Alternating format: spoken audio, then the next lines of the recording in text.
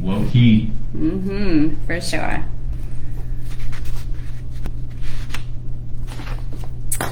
Hello, ready or not, here we go. Lost the cap on this thing. Like the battery's showing. 30 seconds. Okay.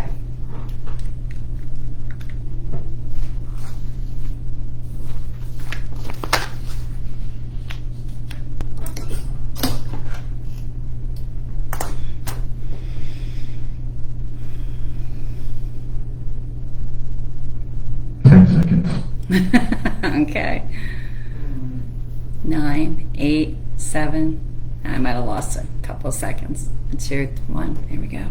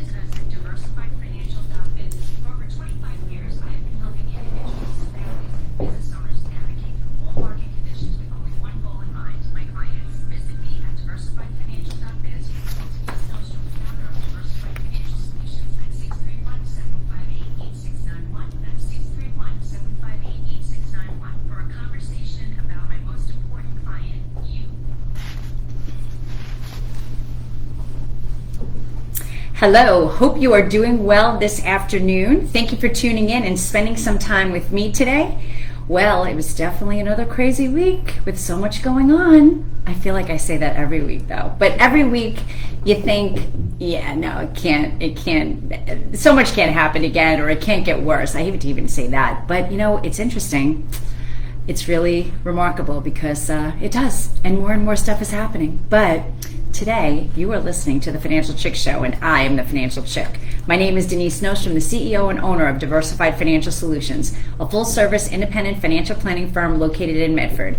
Your Financial Chick is here to help you make better financial decisions and choices to improve your life and reduce your anxiety and stress about money. And my gosh, right? There's a lot out there. We're going to try to unpack a bunch of that.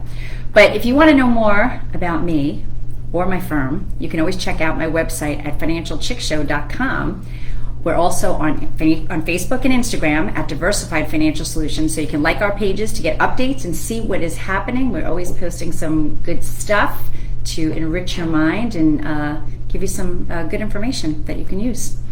So, and also, if you've ever missed a show or want to listen to a show that's already aired, you can always go to the media tab on my website, financialchickshow.com, and listen to all prior shows, and the topics are listed for your convenience. So, but since we were together last week, if you have been listening, I have been talking about the conference that I'm on the Women's Advisory Board for the town of Brookhaven, and we had our event this past Saturday, Make It Stop, Human Trafficking, the Sad Reality.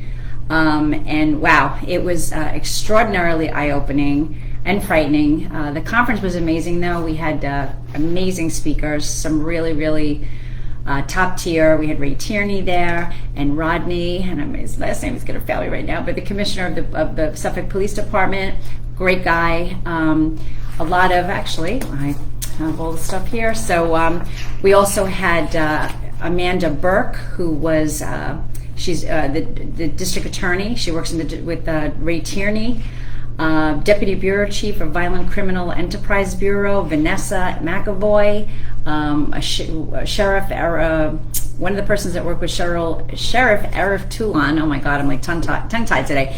Erin Munkle.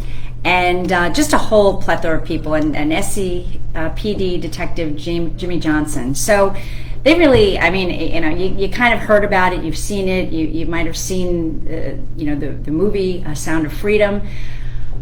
But to hear what's happening right here in Suffolk County and to learn the background of it, or like what's going on, it's happening in many local motels and hotels at this point. That's where really kind of the main crime, I guess, takes place.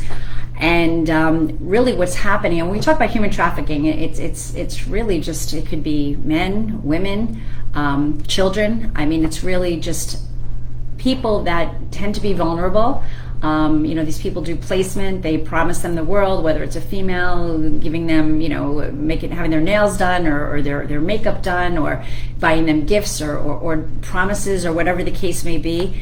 And what happens is that they say, well, I gave you all these things, now you have to pay me back. And of course, these people are vulnerable and they wouldn't have been in this situation anyway, and they're not able to pay back. So then they have to do different things, whether it be selling themselves or sex or drugs or whatever the case may be. And they have found, these people that do this, is that selling people versus guns or drugs is something that you could do. Like, once you sell a gun, it's gone. Once you sell a drug, it's gone.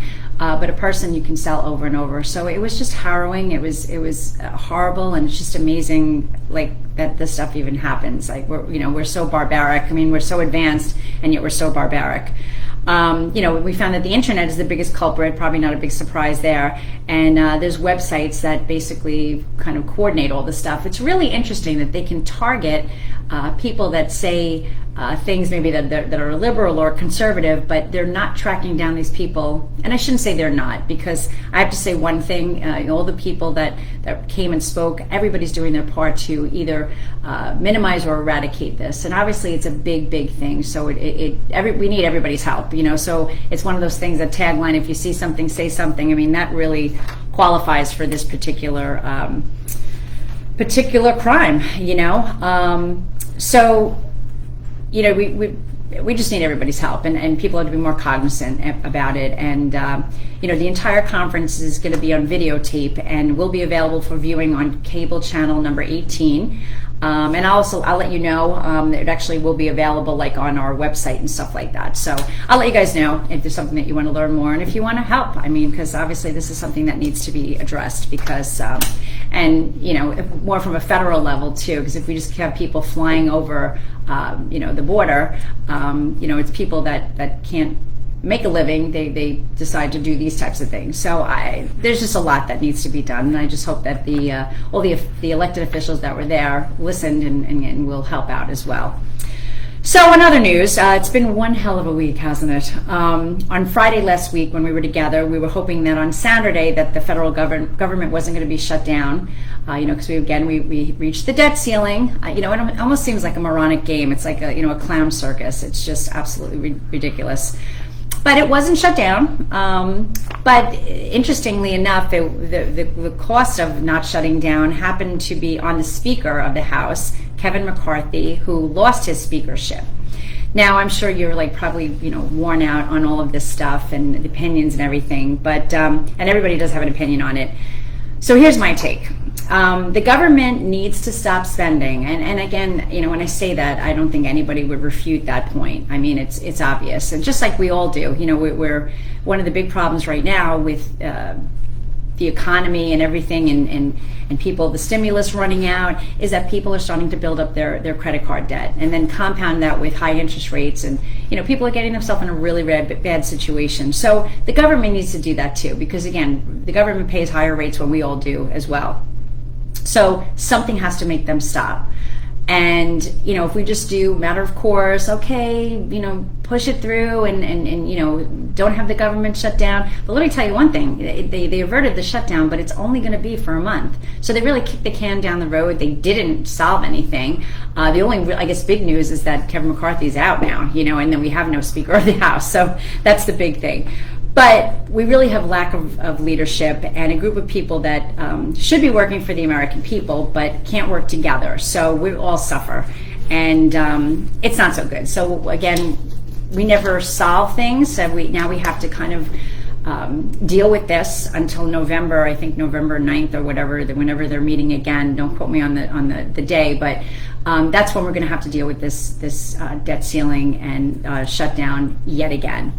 But just to give it on a positive note, as far as shutting it down. As far as since 1990, there have been 6 partial or full federal government shutdowns in the United States. While the length and depth of these shutdowns are varied, their impact on the stock market has been negligible. Like, it really didn't affect it. We're seeing a little bit of volatility because, you know, the market doesn't like uncertainty. So it's not just the debt ceiling that's making the volatility. It's a lot of things, actually. There's just so much that's awry right now.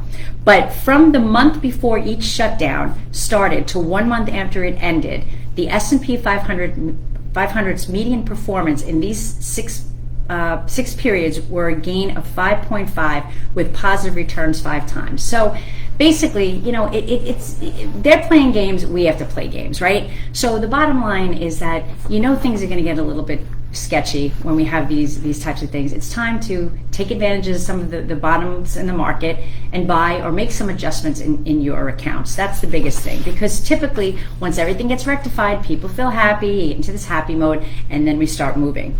But one thing I will say, we're happy, you know, maybe in September, but September is finally over. I think we talked about that I was excited. September lived up to its reputation as the worst month of the year, but it's over now, and October has historically been a much better month. Now, you wouldn't know that from this past week, but we'll talk about that in a second. But since 1945, the S&P 500's average performance in October has been a gain of 1.1%. Now, again, when you analyze that or annualize that, that's about 12% return. And with positive returns 62% of the time. So that's pretty good odds, you know. Along with October, November, December have both average gains of 1.5 with positive returns at least 2/3 of the time. So the bottom line, you get in your statements, they don't look good. I talked about that last week, but not all is lost. So stick with the program, stay with, you know, your goals. We're going to talk a little bit about that after the break, but you know, don't panic when you get your statements. They're not going to look good. But look at it from not July till now, but look at it from the beginning of the year. And it's a very big difference. So it's all about emotion. But you're listening to The Financial Chick. This is The Financial Chick Show, the company's diversified financial solutions. Stay tuned after the break.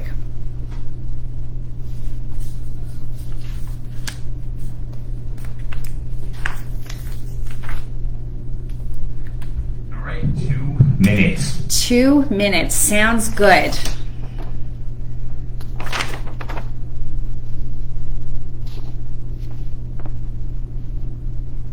I can't talk today. It's not really good for a radio show. You know what I mean? It's okay. Again, just go on it's been a rough week. I don't know, girly rant. I don't know. You want me to go on a rant? Or You like the rants? Rant, I don't care. Whatever. I could be either. Mm-hmm. You know, I could be binary if I want. Yeah. You know. Yeah. So. 22-3. It's what? I said it's 22-3. Oh yes, it is. It is. Wow, It is. it's almost wrapping up. I didn't even realize. Damn. Yeah, we're in the last quarter. That's it, man. It's over. Yeah. I mean, it's it. You know. And then it's election year. That's going to be so, like, I think this might be the highest stakes in history. Agreed. It might be recency bias, but 1 minute, by the way. Okay, you got it. Then you also have all the Cold War ones, so maybe. I don't know, but I'm exhausted. It's like there's so much going on. It's like your head spins, man. There's way too much going on. Mm-hmm. When I shut it down, which I'm going to do this weekend, I don't want to know nothing. It makes me feel much better. What happened? When you shut it down, you don't listen. It makes you feel so much better. Oh, yeah. It's too much stimulus. It unfortunately doesn't go away when they're not No. going to acknowledge it. We have 30 seconds. But, All right. It's like they need it. They need the chaos. Mm-hmm. I'll speak more about it after. All right, you got it. Got to get back to business.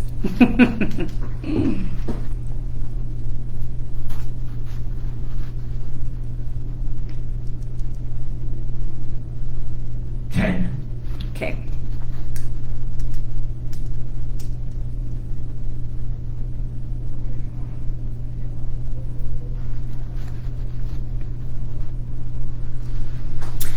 Welcome back. This is Denise Nostrom, the Financial Chick. My company's in Medford, and you can reach me at 631-758-8691 or visit my website at financialchickshow.com. I'm here to help you on your financial journey. Over the years, things change, and I'm here to help you navigate all those changes. And oh my God, there are so many changes. I mean, just the weeks, it's amazing. Today was a perfect day. Like I was listening to the news in the morning, and the jobs numbers came in, and the jobs report came in pretty good. We had a pretty good bump. We added 336 jobs in September. It's the most since the start of the year, which is pretty good. But it was very interesting as they were talking doom and gloom, and that the market will not do so well because the Fed now is probably that's a sign of strength, and the Fed wants to see us not look strong so they can stop raising rates, so they might raise rates. And so the market at the beginning of the day, the Dow was down about 270 points, but as the day went on, it turned, and at one point it was up over 365 points. And we closed up today, actually we closed up pretty good. Actually, I don't even remember the numbers. There's so many freaking numbers, but we closed up. But the bottom line of the story was that if you're listening in the morning with your coffee and you don't kind of re-engage during the day, and I can tell when I get calls from people that they don't re-engage, like, oh my God, the market's down. And I'm like, no, it's up 365. Like, oh my God, I shut the TV off and I didn't, no idea. So the bottom line is that, listen, this stuff is an overtime type of thing. You can't go hour to hour, minute by minute. You will literally lose your mind. It's too much. And swings like that, to be down 270 to end, I think it ended up 288 again, don't quote me, but the swings are so vast and it's just amazing. So you gotta stay focused. You really gotta stay focused on what it is that you're looking for. And as I mentioned, listen, when you open up your statements, don't panic. But the biggest thing, don't make any vast changes. Now, I'm not saying that you shouldn't make adjustments, because I'm making adjustments on all my clients' accounts. There's different things. There's stuff that is really raged and has done extremely well. And then there's things that haven't done so well. So it's really a moment of opportunity. And what's interesting is that things that are not doing well are things that we use all the time. The worst performing sector right now is utilities. I mean, right now, you're listening to me on the radio, perhaps. Maybe you're listening on Facebook Live or looking at me at Facebook Live. Hi, everybody out there. But, it's just, utilities. I got the lights on here. We got the airport. Everything's going. But it's just not in favor right now. Real estate, second worst performing sector. It's just not in favor right now. Consumer staples, that's the most interesting thing. And most people, when I go do my meetings with my clients, I say consumer staples, like, what is that? Consumer staples is the things that we need. We need food, we need water, we need shelter, right? So these are the things that are not doing well in this economy right now. It's interesting. Well, why? Because people decided this year that they're going to take a little bit more risk. They last year, those are the top performers. They did very, very well last year, including energy, and we've seen energy kind of fall back, and gas has come down, which is one, again, we always don't want to look at the green sprouts. I don't want you listening to the show and being sad after you leave the show. So gas has come down. One thing that hasn't come down is diesel fuel, though. That hasn't, and that brings our products and services. But gas has come down, so that's one green shoot that we can see. But like I said, people are going the more aggressive. So our top sectors this year: communication services, information technology, and then the sister to consumer staples is consumer discretionary. Now, what's that? Consumer discretionary is the things that we don't need, but we like to have. It could be vacations here at the airport, taking a trip to Florida, or a pool, or a hot tub, or the designer handbags. Listen, everything in moderation is cool. I'm not saying don't do those things, but that's what's keeping the market propped up right now, so to speak.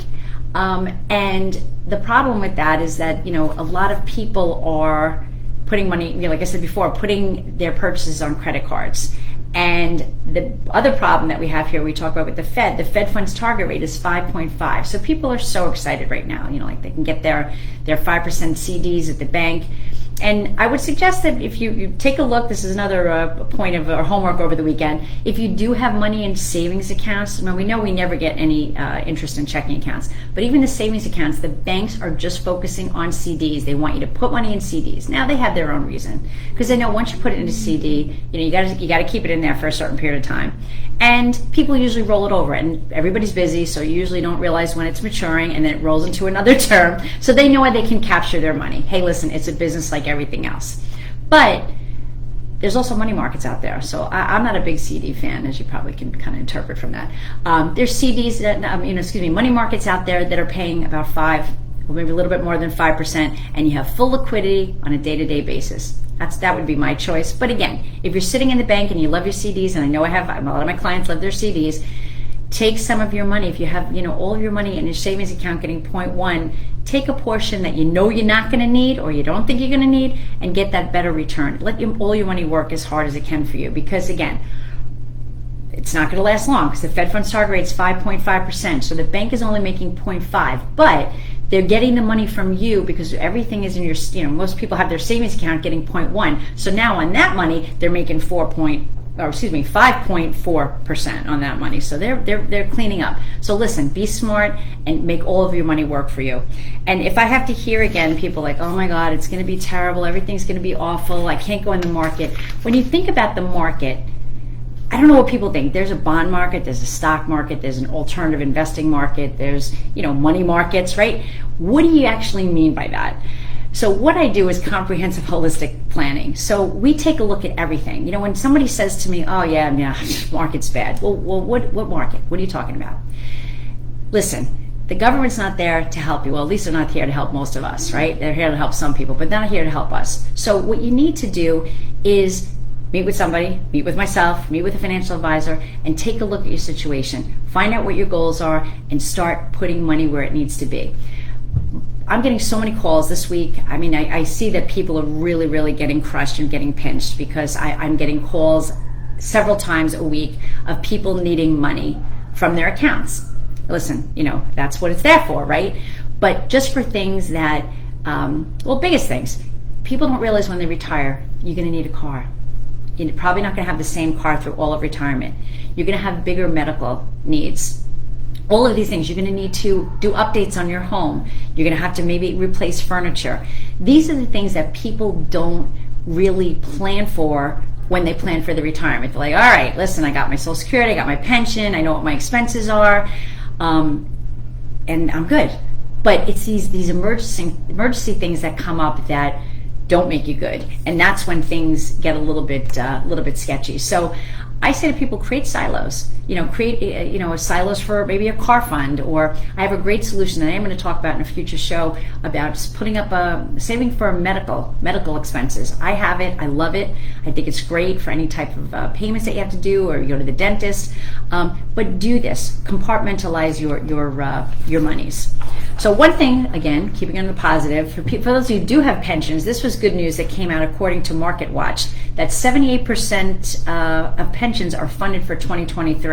Despite volatile markets and sharp declines in fixed income, state and local pension plans in the United States are 78% funded for 2023 based on plan projections. This would represent a post-financial crisis high and compares to 76.2% in 2022 and 72.9% in 2019. Now I'm going to attribute that to, people saying the stock market's terrible, but the stock market's been pretty good. If we look at the year over year and most of the indices, most of them are double digits.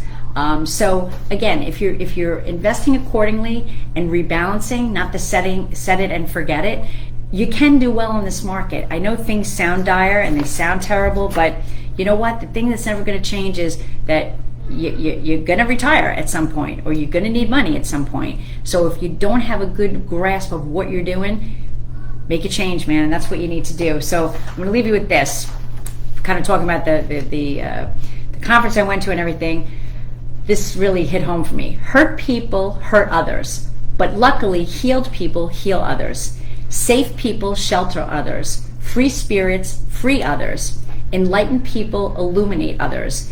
And love always wins. So shine your light of love on all who may cross your path in life, because what you do matters. And listen, that's something that I have to say in my practice. I love my clients and I love what I do. And if I can help them do things and kind of unpack the nonsense that's going on, because there's a lot of nonsense right now. But let me tell you something, where there's a will, there's a way, and we can make it happen. So I want to thank you all for tuning in today. Monday's Columbus Day, so I know some of you have a 3-day weekend. Enjoy. I hope you have a great weekend. Do better, be better, and I'll see you next Friday.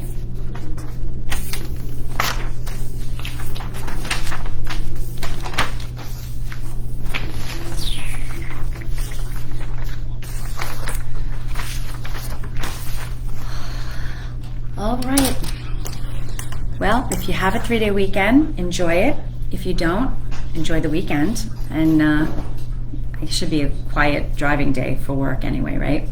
Well, thank you for tuning in today. And yeah, all the calls that I get at the office is everything's like more sad than the last one. So just trying to impart some goodness and let you know that it's not all lost. I mean, there's still always opportunity. You just have to find it. And I will tell you that lately, the opportunity to find it has been getting slimmer and slimmer. But in doing this so long, I'm always finding something. So give me a call. Let me know if you have questions. Thanks for tuning in. Bye.